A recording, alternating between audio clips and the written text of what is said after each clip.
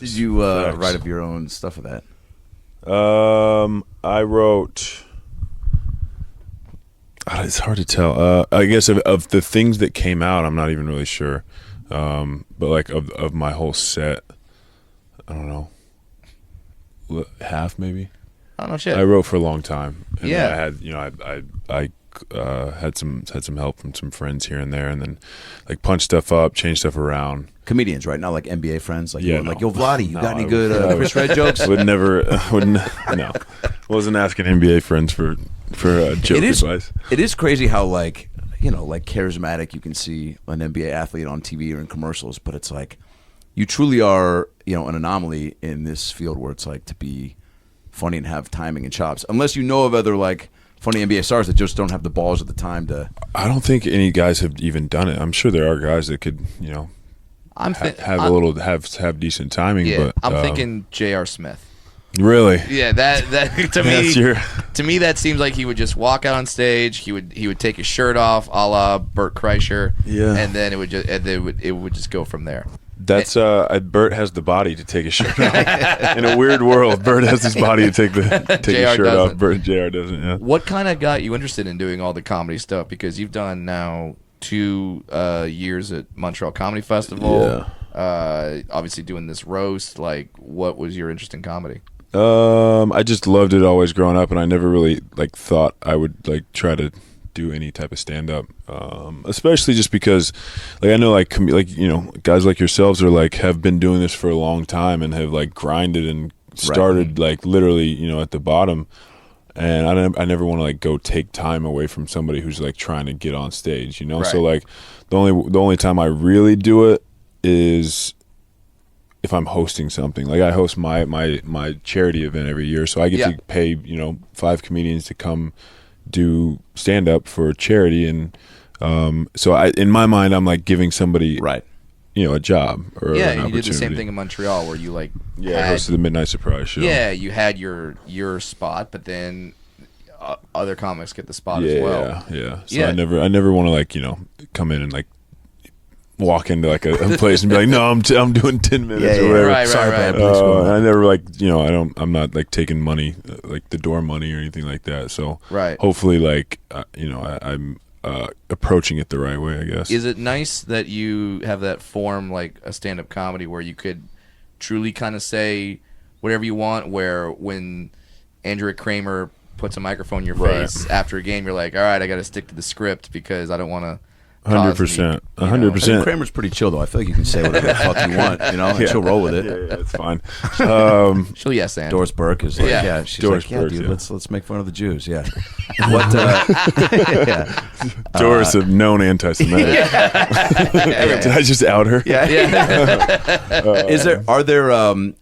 Is there pressure? I mean, like when you see.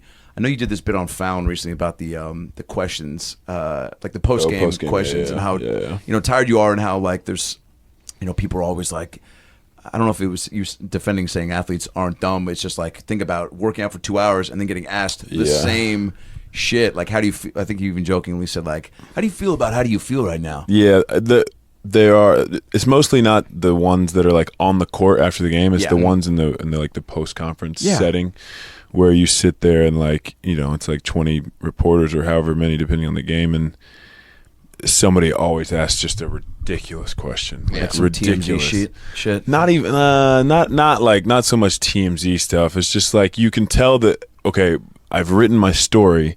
I just need him to. I need something. You know what I mean? Yeah. I need a quote to say this, and if I can tell you've written your story beforehand, I will not give you the quote you're looking for. Whoa. Yeah. So like if they're leading you into an answer, like, so if you wanted to compare this coaching style with Doc Rivers, would you say your current coaching style is better? Yeah, or something like that? Something like that. Yeah, you're like, hey, I know what you're trying to do. You're trying to say Blake Griffin hated all the Clippers. So screw you. I'm not going to give you a quote. Like people always ask me about the Clippers. Like always. Every time I do an interview.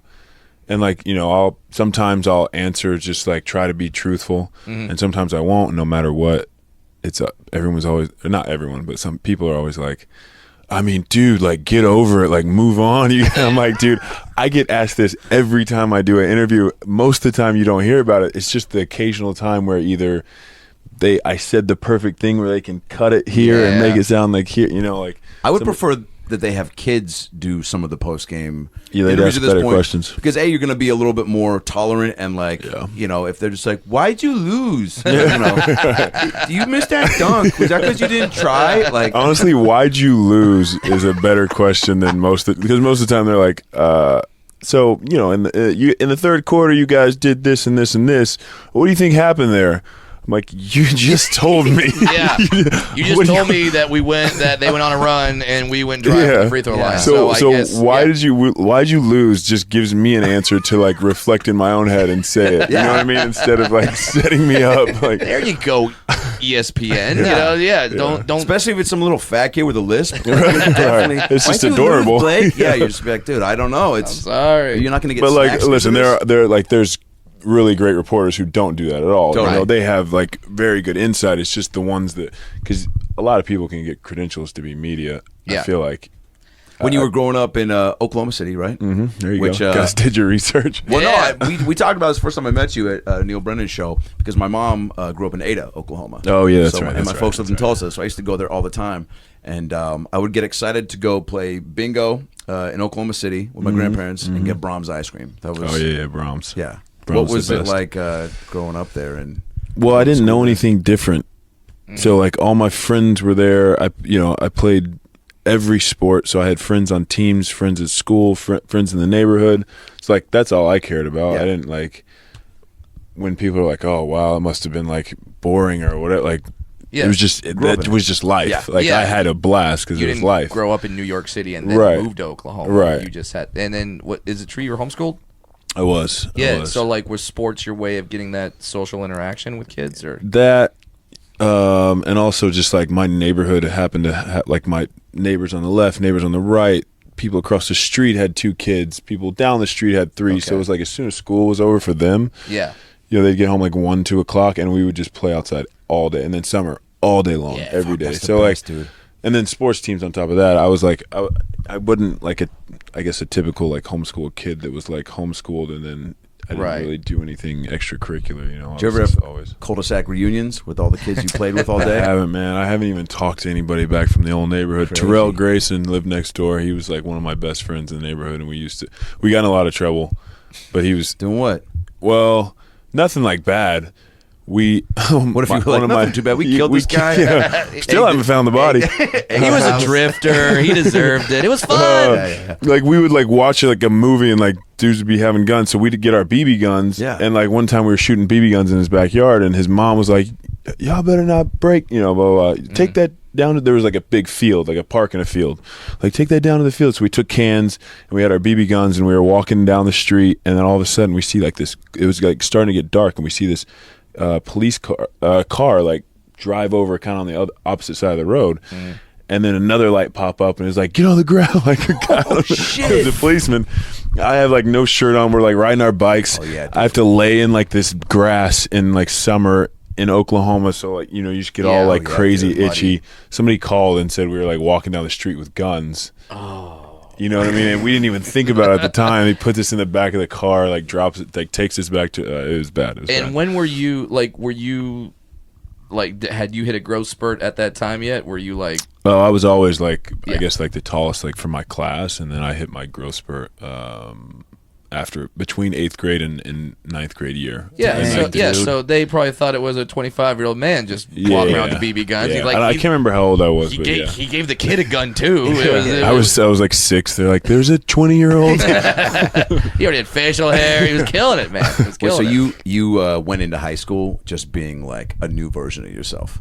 Yeah, I remember like going to put like jeans on, because you don't realize it is happening, but I went to like put some jeans on that I hadn't worn since the last year, and they were just like insanely short. I grew like 5 inches in like 2.5, 3 months. What's that like? Tell me what it's like to outgrow a pair of jeans. What's 5.5 inches like? Yeah, I'm wearing the jeans from Parks Junior High, man. Sorry about that. I walked right into that. Don't worry about it. Walked right into that. That is all something I'm like, man, it was the worst, man. I just suck so bad. Yeah, dude. I was like, am I gonna be 6 feet my whole life? Yeah. Tell make me feel good about myself and tell me one crappy thing about being tall. Sorry. No, serious. Like, well, like, yeah, is it what, like flying? Is it buying clothes? Oh, yeah, clothes, cars, flying. Yeah. Everything kind of hurts all the time. Everything kind of hurts. Is that like it's so like growing pains is literally? When I grew, like my ankles, knees, hips. Yeah. I had like stretch marks on places. Oh wow. It was gross, dude. you know, you never got laid. You can't imagine what it's like. Yeah, you never got laid after that. It's true. It's true. He's still out there looking, folks. Yeah. Were there and you were playing hoops since when? I think I heard you, since I could probably like your bro forever, right? When you were my dad's also a high school coach. He coached high school for 40+ years. Damn. So since I could walk, I've been. Is there like a statue of him outside of the high school? Because he seems like one of those types of guys. He's been coaching there for 40 years. Not the same high school, but he's won like I think 12 state championships, maybe more than that. Damn. In the state of Oklahoma. Was John Voight's character in Varsity Blues based on him? Well, he's black, so not quite. He's like Samuel. He looks like Samuel Coach Jackson. Carter, yeah. Yeah, Coach Carter. Yeah, there it is. Exactly. That's my dad. Do you remember, like, I mean, so at like what young age? Like, did he like put a ball in your hand, or was it just like being around it? Oh, it was just always. It was on TV. It was like we would go to my dad's practices, his games. I had an older brother. I have an older brother who played, and so I just like it was never like a thing where I got introduced to basketball. It was just a part of like life. Dang, but I also my dad was like great because he never forced us to like. He never forced me to play basketball. Yeah. We chose it on our own. If you want this, if you want the rest of this food, yeah, you better learn how to do a proper if you want this pass. bed, yeah. Was there? Do you remember a specific moment where you go like, "Oh, this is like basketball is no longer just like I'm good a game I'm playing with my friends, but like I'm good." I could go pro here. because for me it was 6th grade. Yeah, I was quick, fat. I was the fattest kid, but I was quick, and I was the tallest kid. And I literally I shot the 3. Dominant, dude. Literally, I was like in 1995. I was like, I'm going pro. I'm going to be the first Jew out of Seattle into the NBA. Yeah.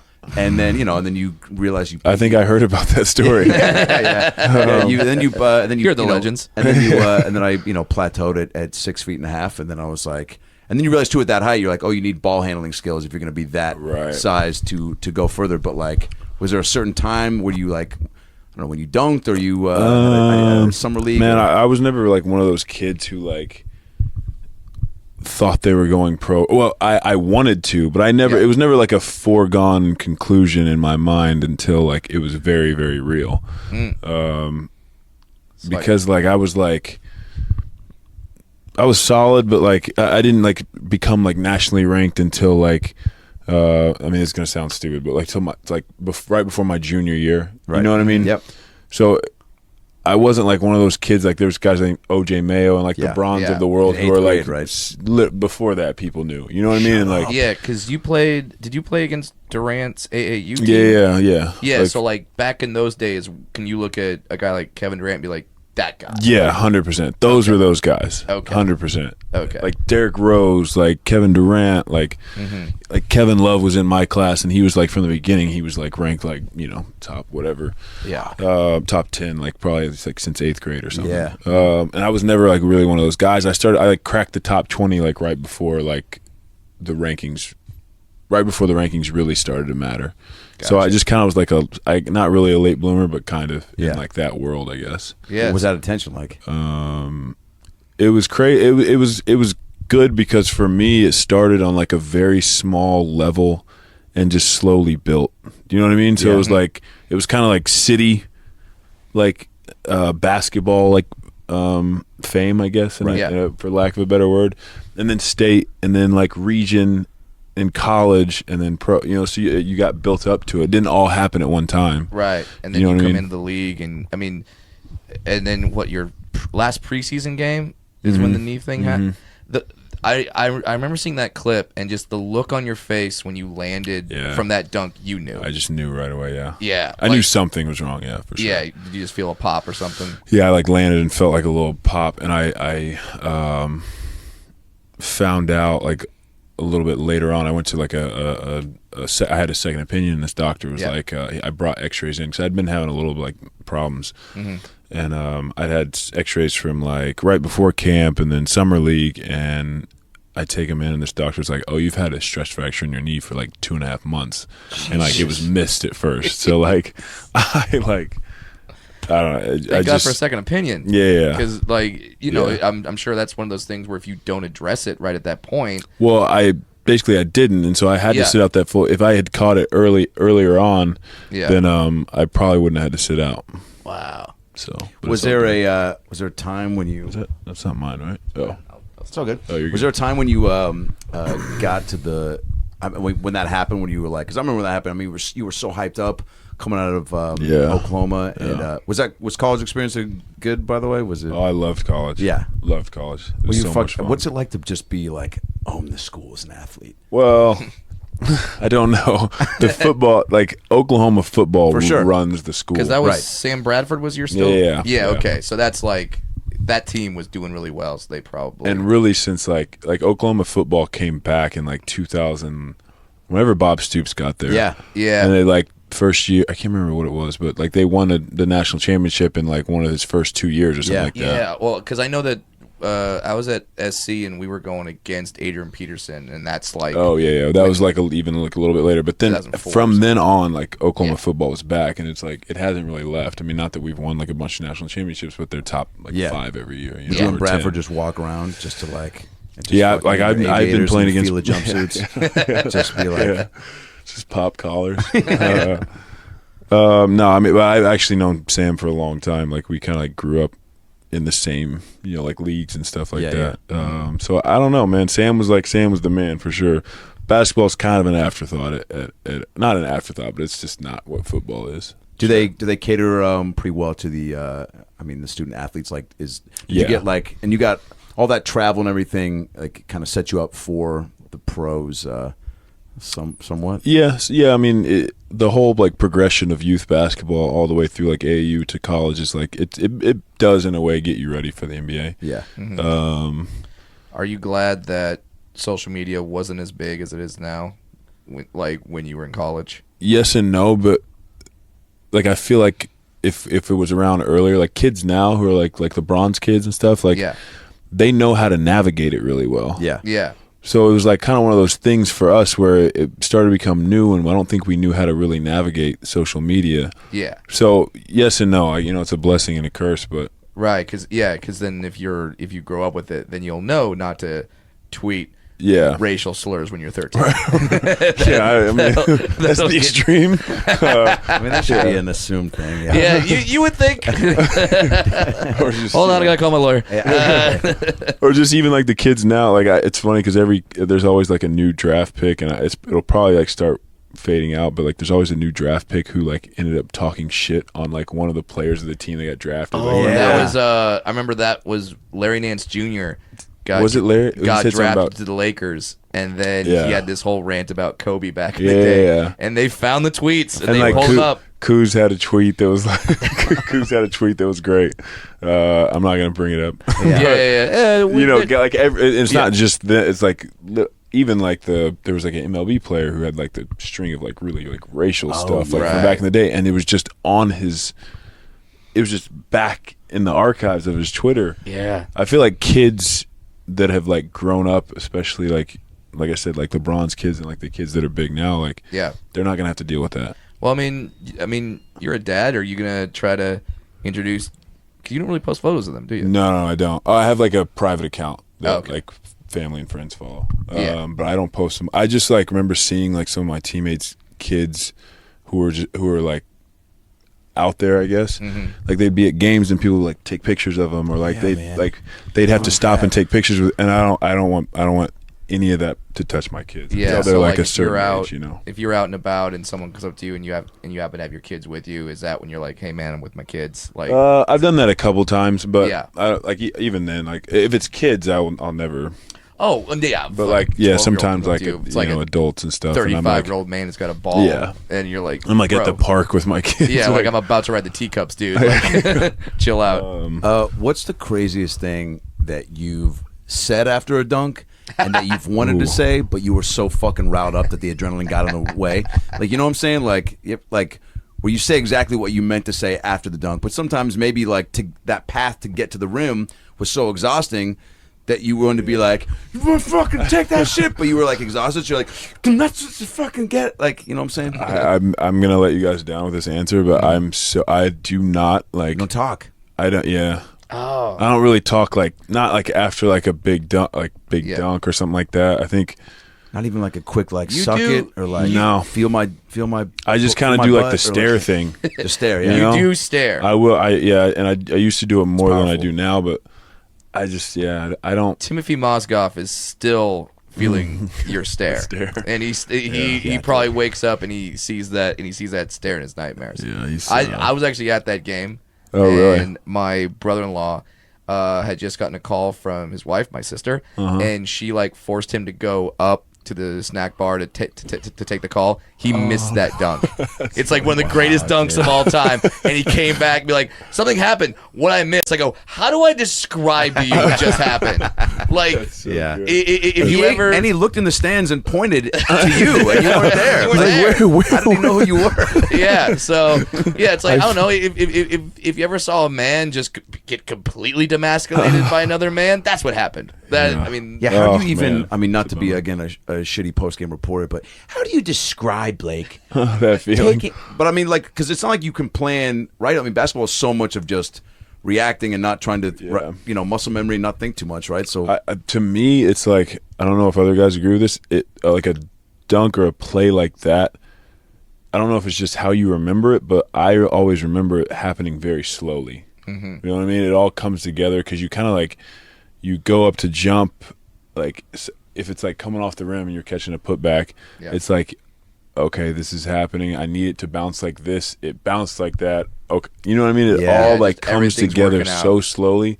Yeah. And then it happens, and then you feel like the woof of like either the crowd. If it's at home and it's a big, if it's on the road, then it's like, ooh, you know, and that's almost just as good. Yeah, I was about to say, what's better, having your hometown fans just explode, or like when you're on the road and the road fans just go, oh, like he just ruined our guy. Yeah. It's definitely at home just because like it like lingers, and then they play the replay and you hear people go crazy over and you know what I mean. You hear it over and over, but on the road it's really fun, especially if there's like a crowd that's like a lot of people talk shit, and it's just and like, being in LA too, there's got to be like, you know, maybe you look over and you see like, you know, Bonnie Hunt or Vivica A. Fox being like, yo, Blake, that you know, was fucking you know Bonnie Dr. Hunt. Oz, like somebody just being like, what the fuck, man? Somebody dope. Yeah, somebody dope. You know what I'm saying? Like, has that ever happened where you do some crazy play and you you're in the garden and you stare down Spike?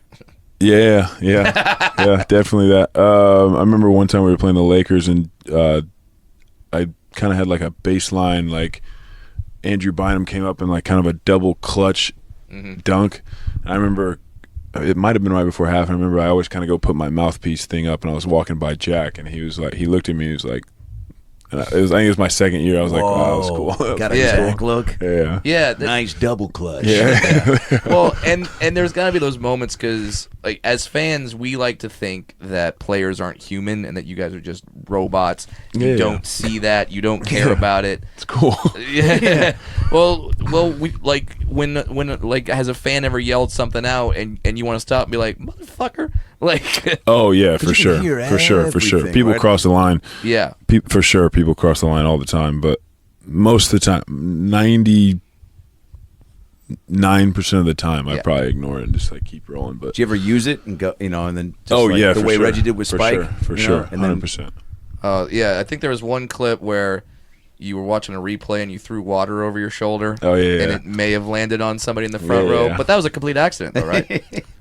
Actually, that guy and me like recreated it. Oh really? Yeah, one time we were in like Cabo together actually, and we like recreated the whole thing. It was nice. There you go. Where were you when the mouse at the Palace happened?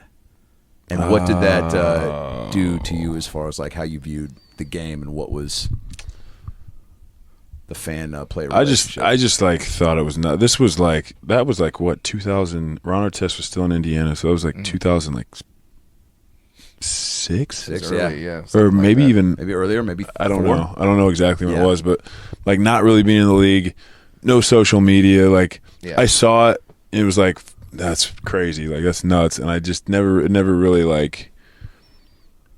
It never really registered to me like what the fans were doing, and because I wasn't in it, I didn't see it from a certain side. Right. Yet, okay. You know what I mean? Yeah.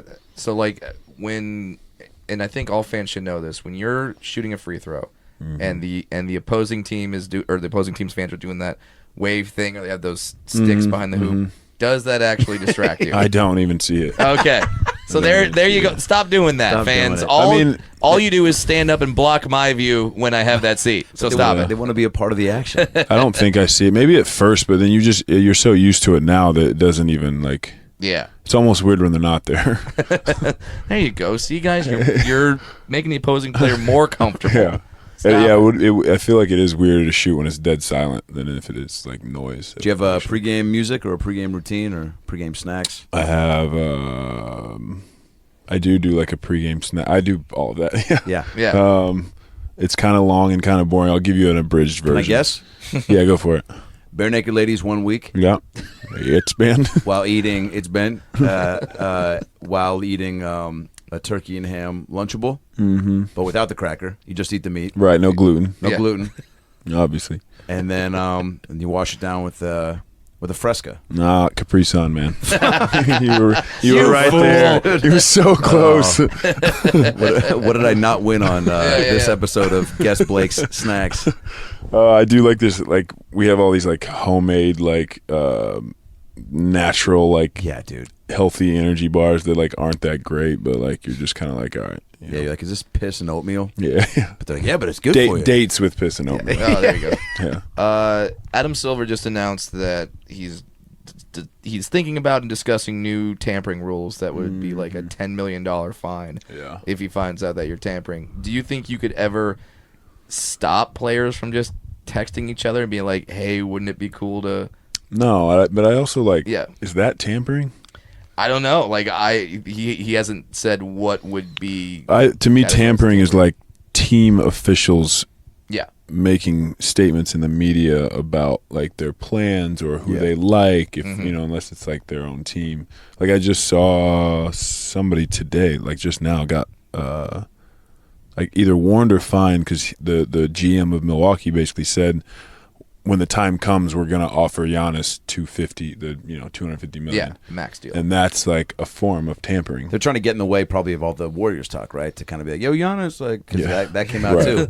Right. Yeah. Fuck. I mean, but if someone else is talking, sorry, I'm sure he got asked about that. Yeah. And was like, hey, what, Well, and that's a hard situation for him to be in because, like, what are you gonna say? No, we're not gonna pay our player. Like, of course you're gonna say that you're gonna pay the player. But even like, I'm not sure the context, so I don't know. But conversations are had in private that like the NBA will never know about. So, I guess I get the fine for tampering, like publicly saying it, because there's no need to. Because that GM or whoever can just call his agent and be like, hey, this is we're gonna offer him $250. Yeah. And that's never gonna get, the NBA is never gonna find out about that. Yeah. So the public thing, I guess I kind of get, like they're just trying to crack down on it. 2 questions. What's it like to score 50 points? And what is it like to go to a new city and fucking be so dominant? Almost, I mean, I feel like, you've never really had a bad season, but like, dude, I feel like you took it up a notch. What's that? I've had some bad seasons. I mean, yeah, but like to us, it's like, dude, if you score in the NBA, I'm like, you fucking guy averages 2 points, man. That's good, man. He contributed. That's a one basket. Hey, man, Mark Madsen had some good years. He did. He took a couple of charges, and he probably still brags about it.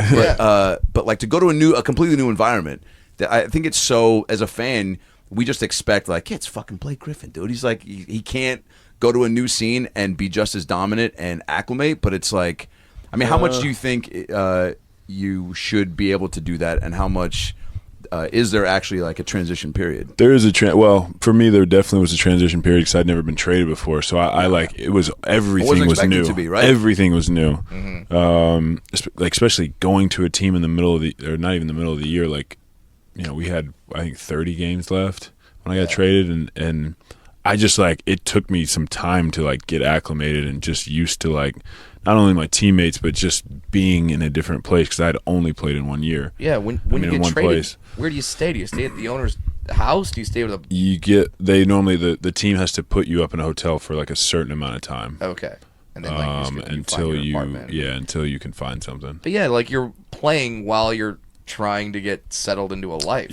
I would like go look for like apartments or like I ended up like basically Airbnb-ing a house for like the last for March and April. But I don't know, man. It was kind of weird because at that point in my career, I had like 3 years in a row of like some injuries, some type of injuries, right. and I don't know that I was necessarily well received in Detroit because like this which I as just a fan of basketball I'm not like blaming anybody, but it wasn't like I got traded and it was like, oh yeah, like oh, really? Not everyone, like some fans were very nice, very supportive, but I wasn't 100% well received. You didn't get that like initial intro and everyone just went nuts. It was kind of like split. No, not so much in the arena. Oh, okay. I just mean like because you hear everything. You can't. It's hard to block everything out. And, sure. Does that give you extra motivation where you're like, well, these guys? Yeah, 100%. But like you also like you have to earn people's respect. I don't. Sure. You as a player, you don't just automatically assume. Everybody's just gonna love you. You got to go like earn that. And the way you do that in Detroit is it's not, I don't want to say it's easy, but it's like those fans are very well educated when it comes to sports, and they're very passionate, and they care if you care and you play hard. Mm-hmm. You know what I mean? I think they're smart enough to know like, okay, these guys aren't going to win every game, and it's not going to happen overnight, but like you got to play hard and you got to like care about the team, basketball, whatever you're doing, and that's what I really appreciate about the fans in Detroit is they're just such good sports fans. You know what I mean? And that's great. And it's great to hear, and that's gonna make you feel better because I'm sure there's a party when you get traded. You're like, oh, I thought I was gonna be on this team for a while, but then you go to Detroit, and then you adhere yourself to those fans. Big dude. Yeah, I think that was your brother. Oh. Yeah. Here's one. Are you happy with your NBA 2K rating? What is it? Okay, I don't know. I didn't know if that was a thing because I hear about football players going nuts for their Madden ratings. I don't play 2K. Okay. So I don't necessarily care as much about that. I know it's like a big thing, and when people get their ratings and they're not happy with them, then they're upset. But I got a question for you. Yeah. What's a better feeling when you got a shit and you're like, man, I don't know if I'm gonna make it, and you make it to the bathroom? That's gonna be tough to do. Versus seeing an alley-oop tossed up by whoever and for a second being like when you know it's about to happen, right? You run down the court. I don't know how quick. We just had GP on, and he said him and Kemp, he used to do their like ee like a fucking thing like that. Yeah. So I don't know, whatever, when you know it's about to happen, and you see the lob go up maybe too high, and you still somehow get to it. Yeah. Probably definitely the shit still. No, they're both great. Has there been a lob that you definitely didn't think you were going to get to when you got to? Oh, yeah, for sure. Sometimes you just like... Can you make yourself jump higher when you're already in the air? I mean, the right that seemed like a good question. The right type of like if a lob's too high and it's too fast, too like straight, probably no chance. But like if they like really like lob it, you know what I mean? You can kind of like adjust a little bit. I don't know if that makes sense. Yeah, it does. Steph Curry just announced after the FIBA tournament that he wants to play for Team USA and get a gold medal in the Olympics. Is that something that's on your bucket list in terms of like you yeah, gold medal? For sure. I've always wanted to. I made the team the London Olympics, and I literally like got hurt like I think the day before we started playing our like exhibition games. that was the year Anthony Davis was my replacement. Okay. That one. Well, this was like he was he was at literally Kentucky, right? hadn't even played in the NBA. He was still awesome, but I think playing the Olympics is definitely a goal. But you gotta be. I've learned to like not like really. I'm not focusing on that until the time comes. Yeah, if the opportunity presents itself, Who would win in a one-on-one game, Michael Jordan or Rick Glassman? Current Michael Jordan. Current Michael Jordan, current Rick Glassman, or prime Rick Glassman, or does he think he's in his prime Rick now? Glassman? I think there was maybe 5 years ago. Okay. I played in many a comedy leagues with him. How good is Rick? Never met a shot he didn't like. Yeah, I believe that. Jack up threes. I mean, he was the original, like, when people were like, dude, Steph shoots it from so far back. Rick would shoot from that far back. And sometimes just as a joke, backward. Was he doing bits while he was playing? Hilarious, dude. Sometimes I remember he yelled at a wheelchair ref once, and I was like, "Is this a bit?" But I wouldn't even do that. But then, no, I mean, he quick, like surprisingly quick. Do you ever get like that on the court where you're playing against somebody and you go, "Oh, I've done my scouting, I know," or I've seen them play, for sure. And then they, somebody who just was the most deceptively not a quick person, but he was very deceptive. It was Boris Diaw. Remember him? No way. Boris Of Diaw. course. He would just like do like this thing where he was kind of like bringing it up court, and he would just like somehow spin or like twist, and like he'd be gone in a second. I mean, if you were ready for it, you were fine, but like if you relaxed at all, he was like so good at like taking advantage of that. Who's the most fun guy you've played on the court with? Like where you just like, you guys know you're competitive, but you always maybe make jokes with each other, or the most fun. Whether it's a teammate or opponent. I used to really love, like, every time I'd play against Tim Duncan, he would always do that. I've told this story before, but he would always kind of do this thing where, like, first time out or first, like, free throw, and you're, like, lined up against each other, he would kind of always just, like, look at you and be like, not you again, or like, I'm so sick, I'm fucking sick of you. Like, you know what I mean? Like, just joking around, and I always thought that was cool because that's rare, right? Everyone's pretty serious on the court. Not as like, I feel like when I first came in the league, everybody was so serious. It's probably because I was a rookie and everybody hated me. But I feel like everybody's everybody's so friendly now. Like you'll occasionally have like a certain guy here and there, but I feel like everybody's really friendly. Does that take away now. some of the? Do you try to create or go out of your way to? What's up, Blake? Fuck you! Just to get yourself like fired up. Spit on people. Yeah. I don't know if it takes away, man. I think I've just learned to like kind of shift my mindset. Because when I first came in, I was very much the same way. I would like, I didn't want to like really like talk to people unless I was really close with them. Mm-hmm. But I don't know. It's just kind of the way basketball is now. We all grew up playing against and with each other. Yeah. That like everybody knows everybody. What was it like to be on the court with Jordan for the first time? I was never on the court with Jordan. Never? No. Played against him? You mean like in an NBA game? Yeah. Michael Jordan probably only been in the All-Star league game since 2009. I thought Jordan retired in like 2011. What Jordan are you talking about? Wizards Jordan. No. Jordan retired in like from the Wizards. He again retired, or for the third time retired in like I can't believe I don't know this, but early 2000s, way before I was way before. What about Eddie Jordan on the Grizzlies? Yeah, Eddie Jordan. Me and Eddie, man, for the first time. Arguably the better Jordan. You stretch your acting chops a little bit in Whitney Cummings' movie, The Female Brain. Is that something that you want to continue, or if parts come up, great? But are you gonna like do the LeBron production company thing and like try to go nuts? I don't know about act. Like Whitney and Neil Brennan, wrote that movie together, and they basically kind of written a part that was pretty much for me. Yeah. It was like a professional athlete who grew up in Oklahoma. Got slightly red hair. So half black, half white. I hate to break it to you, it was Freddie Jordan. So you just were available. Yeah. He was still playing at the time. So I kind of did that one because it's like, that was like made for me. Two people who I really like wrote it, and I'll do things here and there that I think are really fun. But I have like started doing like some production stuff here and there.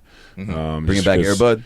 Yeah, absolutely. I'm playing the part of Bud. Yeah, that'd be fucking great. The voice of the dog. He never talked. All he does is he puts the Snapchat dog filter on his face, and it's like why aren't these animal roles going to people?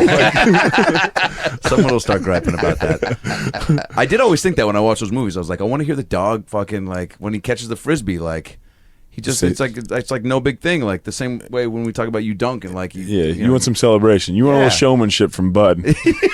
That's what the movie missed. If I could Roper and Ebert it, if we can go back and like pee on the opponent or something like that, that's solid. Yeah, dude, that's solid. I mean, I'm sure like, some guys, but he could go the other way and do like a nice thing and go just start sniffing asses on the other team. He's like, what, dude? I'm just trying to say what up. I'm trying to say what's up. That's how my people do it.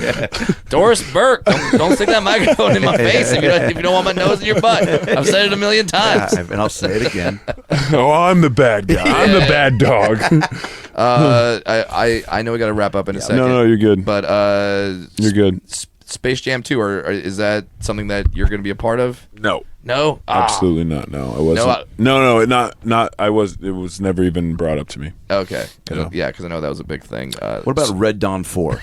Yeah, well, it's on the radar if our scheduling works out. Yeah, but it is. How do you spend the off season? Like, yeah, the first when I first finish, I don't really do anything for 2 weeks. No working out, no basketball. I don't even pick up a basketball. Yeah. So I'm really just like here, kind of like working and stuff, and enjoying like having some free time. And then I start to slowly get into. I start lifting and like doing like yoga or something, just to do something. And after about a month, I start doing basketball. So like this year, like around June, like beginning of June, mid-June. Nice. Okay. And then in the mornings it's all workout, and in the afternoon I'll go do like whatever. I don't know. Do you try to stay pretty disciplined? Like, is it? Yeah, but I also like over the years I've learned to like in the off season I have to like kind of enjoy food and like travel and stuff, because during the season I eat so strict, and you can't once the season starts next week, there's no vacation, there's no you only get 1 day off about a week, and like that's it. That's fine, but that's just how it is. So like in the off season I've learned to like really like enjoy like my time off. Have a cheat day every now and then, right? Have a cheat 6 months. What will we do in that off day during the season? Like just sleep or like go see a movie? Off day during the season, I'll like sleep in, eat, just like watch TV, go see a movie, anything like that. You guys get massaged constantly too, yeah? Yeah, but it's like deep tissue massage where it's like, so it's not the nice elbow like hurts, but you like learn to like enjoy those. How necessary is all that stuff? Ice bath and all that? It depends on the player. Like for me, like I last season I played like the most minutes since my rookie year, I think. Nice. And I also played like 76 of our 82. So like my recovery now for me is huge. So it's like you spend 2 hours a day just doing recovery, like modality, like stuff to like help recover, on top of like practice and all that. But for me at this point in my career, like that's what I do, and like that's what allows you to play. For this upcoming season, we had one of the crazier NBA off seasons that's ever happened, with just guys going everywhere. Whereas I feel like in the previous years we've kind of known like what two teams were going to be near the top, like almost from the beginning of the year. For a long time. No. So like is this year, or is there some extra excitement, like what's going to happen, like what teams are going to be on top? Yeah, and also just because it also feels like a trade or an injury can really, really change the landscape too. You know what I mean? Like the parity in basketball is at an all-time high, not all-time high, but it's as good as it's been in a while. Yeah, which is great. But like there's also other teams who could like make a trade and also like pop up and not be like a team, you know what I mean? Because it's not so stacked. Like I think like even if like Clay and KD don't get hurt, the Warriors are winning that series. That's not in my mind. And not that Toronto doesn't deserve it. They absolutely do, because just like in the past, like the Warriors were they didn't get injured. You know what I mean? Steph got injured that one time, but they really they had everybody together, and that's part of being a championship team. Right? Yeah, it was like Draymond getting suspended the one year that the Cavs won. That kind of allowed Cleveland to. Yeah, I mean that helps. You never know what's going to happen, but that helps. It's like all those things, and again, that's not to take away from like a team that wins a championship. That's part of it. Like you're the timing, like all that stuff goes into it. You know what I mean? It's not always just okay, throw the ball up and this whatever happens. There's variables. Yeah. Mm-hmm. Is there something about the season, like what gets you most like jacked up for it? Like is it just like the first game, like getting back, like seeing everybody, like I just like it's kind of weird at the end of every season. You've played so many games that you're so tired, and like whenever it ends, like you're kind of like whew, like I need to just like not think about anything for a while. And then at the end of every off season, I'm like right now I'm ready to go back. I'm ready to like play again, like have that feeling, have that kind of like different type of structure. Yeah. Like I like that a lot. Are you one of those guys, like you hear the stories of the legendary Michael Jordan, who according to Adam Ray you played against, that was just like super competitive all the time. Like you and Bob Cousy were friends, right? Like if you sit down and play a game of cards, a game of Hungry Hippos, are you that competitive all the time, or are you able to like turn it off and turn it back on just for basketball? I think I'm able to mask it. Okay. But not like if I'm playing like a game with my kids. Oh, sure. Like I beat them every time. You know what I'm saying? You're able to like kind of like, because we play cards on the plane, and it's like, I also get the camaraderie part of it. You know what I mean? I want to win every single time. Yeah. But like cards to me, it's not the same as like basketball or even something else like physical. I guess my competitiveness is more like in that realm. Okay. Do you get starstruck, or have you pretty much just like been in so many dope situations and parties? I remember I was at a what after party was a that I saw Awards?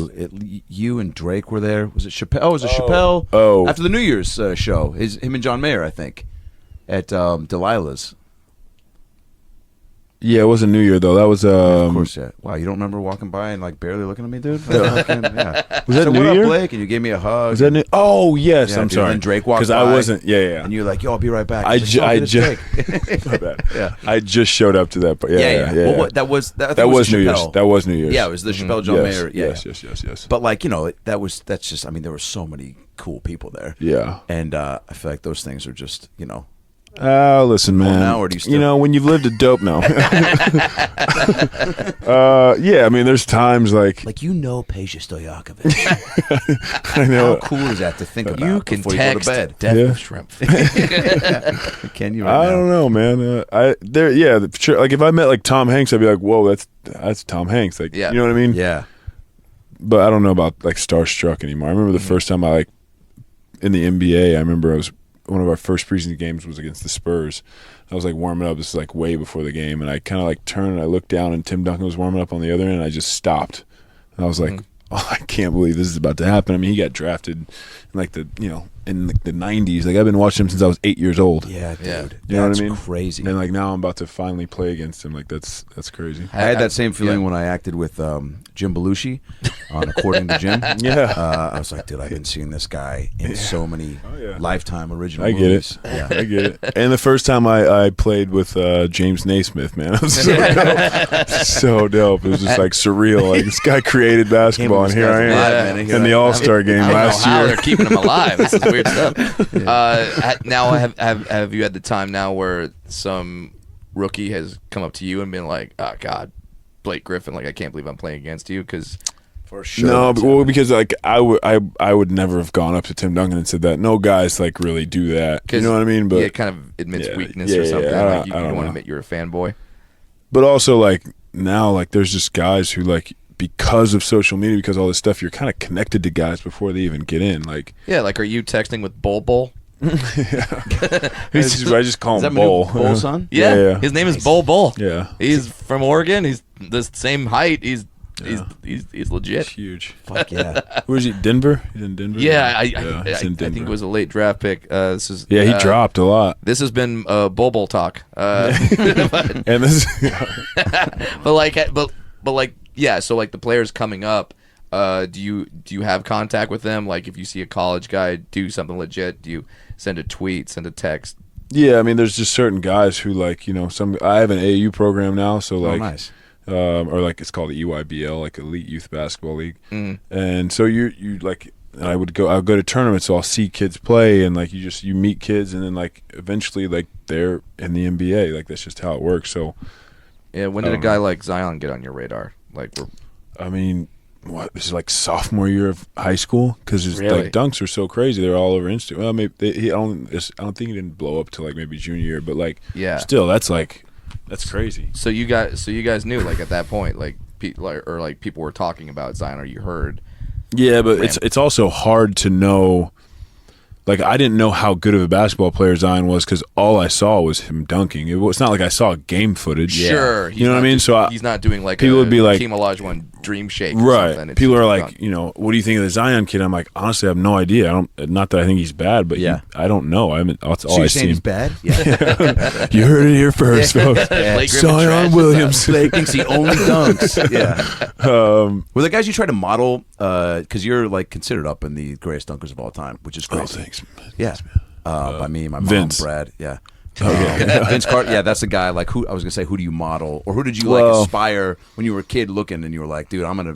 Yeah, not necessarily model, like, because we're just two completely different type of players, but like to me, he's like the best dunker of all time. In game, like dunk contest. Dunker, like everything. Does it all. Because there's guys that can just do like cool pregame dunks, right? But maybe in the for game, sure. they don't have the... Yeah, he can do it all. And he's the best dunker of all time. And so it's like... Still playing. Still playing. He's coming back. 41, age 42, I want to say. 58. No, he's 58. Dude. It's crazy. Who retires first? Vince Carter, Tom Brady? Vince. Okay. I think this... I mean, I don't know. I could probably keep going, but... See, I would hope that they would somehow trade him back to Toronto and like mid-season. Yeah, that'd be cool. I know, that'd dude. Be cool. Like mid-season, he goes Finish back. I thought that was going to happen. Me too. Yeah. Now, do you think you'll go back to Oklahoma, quit the NBA, go back to college? It'd be a great story, dude. Oh, dude, go to That's class the plot of and Airboat stuff. 54. Whew. Actually, no. The plot of Airboat 54 is he opens a club in homage to Studio 54, and he's like, I can never go in. I was a dog. And they're like, you can talk? It's a work in progress. Yeah, we'll figure it out. Bring in some sentimental value. Yeah, exactly. Is there an arena you're most pumped to play in that's cooler than others? The Garden. It is. It's like it's all real. Like everything you hear about, it's like the energy is just different there. And like, I guess the best they've been since I was in the NBA is when I guess we played them when they'd just gotten Carmelo. And remember, Mari was there for his first year, and he was killing his first year. He was taking those red wine baths. Yeah, that's his secret. He had just converted to Judaism. Yeah, and then blew his knee out. So fucking But again, I remember Jews playing cannot there make it in the NBA. I mean, they're cursed. There's cursed, dude. Shortly after, his trip to the motherland. Yeah, he was like Baruch. Fuck, dude, you fucking shouldn't have done it, dude. Oh, man, take off the kippah. But like going to play them at that time, there was they were stacked. That was like the Garden was like. It's just like a buzz at all times. There's just a energy like moving around. Also, it's like right in the heart. Like it's such a dope spot in the city where there's so much happening right around it. Yeah, it's really, really, really cool place. But there are other, like Boston Garden is awesome too. Yeah. Mm-hmm. How was Seattle? Was it dope? TD Garden, whatever it's called. Key Arena. I never played there either, but you're close. You're close because they left the and then I got drafted the following year. Yeah, so I never played like in that arena. What was it like to play there on 2K? Oh yeah, dude. Oh man, the energy. Man. I had a second part to that question. The energy. Yeah, the energy. I've heard from guys that Seattle was awesome. Yeah. Guys loved playing in Seattle. Really? Loved. Fuck. And I have teammates who are from Seattle who are like, dude, there's just no, like, I've been there, like, I played in Jamal Crawford's Pro-Am. Oh, did you really? Up there. Fuck yeah. Awesome, like, basketball town. They just rave about, like the, it's a big sports city. Seattle needs a basketball team. From what I hear, I don't, Never got to play. Can you help out with that? I put like $500 down. I sent it to Silver PayPal. He actually didn't confirm it. I think it was another Adam Silver, but turns out Silver doesn't have PayPal. Yeah, who knew?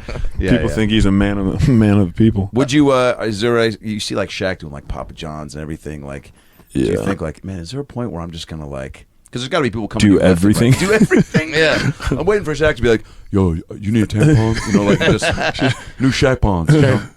Shaq's going to be the next sponsor of About Last Night. I hope so. Yeah. I mean, we'll see if we can make it happen. Is there a product though that you see? Get that money back from Silver's PayPal. Sure. And try to Shaq. Send it back. But is there something you see that you're like, man, that'd be cool if I could get involved with Jamba Juice or? You mean like owning stuff or like just doing commercials? Being, like, commercials. Oh, because the Kia ones were no, so dope. man. I did that and I like it like ran its course. Yeah. There are like I only do stuff now that I really like will enjoy, or it's like kind of a partnership, or like it pays well. Yeah. yeah. That too. You know. No, I hear it. Something you believe in, right? Yeah. No. Something like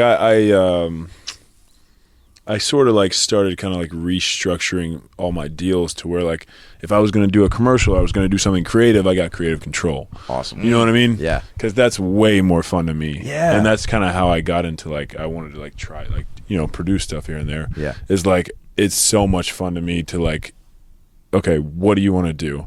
Mm-hmm. You have the idea, you go from A to Z, and you deliver this product, because then I'm like happy about it. I used to have to like shoot a commercial that had no creative control, and I'd be like, this isn't funny, and they're like, we can't change it now. Yeah. So you do it and it comes out, and every time I would see it on TV, I would be like, ugh, like it's just like I didn't like it. So I just like, as long as like I'm able to like be a part of it from the beginning to the end, I'll at least be like somewhat proud of it. And like it might not be like the best thing ever, but I'll at least like know that like this was like a full thing that I worked on. Yeah. Well, I mean, it was probably a similar thing with the roast, where you're like you didn't want to just take jokes from the writers, like you wanted to have your personal point of view in there, and actually have, if it succeeds, great, that was because of you. If it fails, okay, that's because of me. Like I can't blame anybody else. Right. Like you had complete control of the situation. Absolutely. Like there's something about ownership. So it's, I wasn't trying to say like I only do commercials that I believe in the product. Like, it's just like, it's just kind of different at this point in my career. Sure. I don't want to just like sign on, be the spokesperson, and like do something, especially now with like everything lives everywhere. Yeah. You know what I mean? It's not like it's just like on TV and it goes away. And then going back to the roast, we'll wrap it up. Yeah. Was there anything that was said to you where you were like, you got your feelings hurt? Like that one kind of got me. Nothing that really got my feelings hurt. I don't really like get like that too often, but there was a lot that I was like, Nikki Glazer's "You look like a black guy made by a printer running out of ink." It's so good. I mean, it's a great joke. But at the same time, I think it was Greg Fitzsimmons had this quote where he's like, "If you want to know exactly what people think of you, do a roast." Yeah, because that's what they're going to talk about. Absolutely, and the big like laughter and applause only confirms it. Yeah. You know what I mean? It's not like, oh, they're laughing because it's like funny, but it's not like, no, it's like it's confirmation for you. Yeah. So like when they laughed hard at that joke, you're like, wow, I guess I do look like that guy. Yeah, I mean, well, I've also like, I did like in Montreal this year when I was like judging one night at Roast Battle, and I was there that night. That was the night where I popped out as the purple puppet or something. Oh yeah, that's right. And Jimmy Carr came out and he goes, Blake Griffin, kind of orange, It's like if Trump designed a black guy. So it's like, you know what I mean? I'm well aware that I have an orange hue to me. But it's just that thing where and you could always say you're going to be prepared, but then once you hear, like you say, a comic do it and the whole room laugh at you, like, wow, motherfucker. Like, I don't really like, I don't know. I thought they were really funny. There were some really good jokes. I can't believe I'm like blanking on some of the other ones. Chris, go back and watch the roast, people. It's all awesome. Chris Red said it was like Blake Griffin looks like 9 different nationalities or something, all teaming up to make sure he never wins the NBA championship. Fucking Chris. I mean, really good. When you said Nikki Glazer, when you were like, Larry Bird is here. Oh, sorry, Nikki Glazer. Yeah, That's pretty good. I love a good I Larry felt Bird so bad reference. because she was so like. Yeah, I mean, that's what's so great about you. You were like, I'm so sorry. You were so nice before. Like, you know, it's so I didn't real. know you were gonna do this. Yeah. Well, and that's the thing is you have to take all the feelings out of it and just be like, okay, I'm gonna do these jokes. Yeah. Afterward, we'll all be cool. Yeah. But during that was a really fun roast to watch. You had a great mix of people that were like really close to Alec, Yeah. and then people like yourself that were like the never met wild him card. before. Yeah. And, like when they brought that to you, did you immediately say yes, I'm doing it, or was there some hesitation? Only No, De Niro does it. I was like, yeah, I'll do that for sure. That's great. But I think I kind of wanted to hear like who was on the Sure. on the dais too. But Yeah, I wanted to do it for sure. Yeah, so if you heard like Brad Williams and Adam Ray were on the dais, you'd be like, I'm not going to associate with those guys, dude. If Eddie Jordan's there, I'm in. Is real quick, I want to know what's a cooler feeling, hitting like, you know, a 3 at the buzzer, or like to you know, I know you've done that a handful of times to you know close the game out, or get an and one with a dunk, like somebody is going up, and you know when you're going up, someone's coming at you, and like you're going to take a lot of contact, and you get it anyway. You mean both at the buzzer, or like a game-winning 3, or like just dunking on someone? Yeah. But in like, you know, when the stakes are high. Yeah. Oh man, Is that tough? that is tough because both of them are like, you know, like that. Why'd you lose? I should have just done that. Both of them. What's cooler, like the dunking stakes- or shooting? The stakes are high. Yeah. I don't know. You fart in your sleep? Like, I guess that's fucking, again, these questions Did will be you better fart as a kid. on Timothy Mozgov when you were above Yeah, his dude, head? that's got to happen, Got a right? little- Are guys got a farting on little- each other on the court? Oh yeah, for sure. I remember So I told funny. this story on Neil Brennan's podcast like 9 years ago. Neil got into the podcast, came early. Yeah. I remember we were playing the Knicks that one game where I dunked on Moskov, and I specifically remember being at the free throw line and just, you know, like, I wasn't shooting, I was lined up. Yeah. And I farted. I don't know why I said somebody. I was going to deflect the blame. Yeah. And I remember somebody checked into the game and walks over and kind of like stands next to me and goes, "Oh," and I just go, "Yeah." You know, I just tried to like play it off because I was like, I can't believe that just happened, because normally you're just moving so much. Yeah, like, dude, it Yeah. gets you caught know, in the wind. Yeah. Yeah, and you're like, man, James Dolan can really rip him, like from his box. Yeah. Like he's Yeah, got and it. we were in LA, so I was like, that's a real stretch. It's going. Yeah, it happens though. Guys Blake, fart. we cannot thank you enough for doing thanks this. for making Yeah, time, thank dude. you for Man. having me. Sorry I was late. Oh no, No, dude. No Let's- worries. Let's talk about why, dude. Your dentist is... Yeah, man, I was at the hour and 45, Damn. hour 50-minute dentist visit. It's supposed to be 30 minutes. You know, that's how they get you like that. I think you Yeah. pay by the minute. Yeah. So hey, if some company out there, if Invisalign wants Blake Griffin, then Hit you're me available. up, man. Do they try to chum you up in the dentist office, like when you're, you know, like, boy, we don't have a big enough seat for you? Like, do they, you know... everywhere you go. Everywhere you go, watch, right? Watch your head. Do they now? Gosh, yeah. Does your dentist look at you as he has a drill in your mouth, going, "Can I get a signed ball?" Like, and you're like, "Well, you have a drill in my mouth right now." Whoa. It's not a bad idea. I need to talk to my dentist. Yeah. I think I maybe have signed something for my dentist before. What's the weirdest thing you've signed? A panini, and I watched the guy eat it.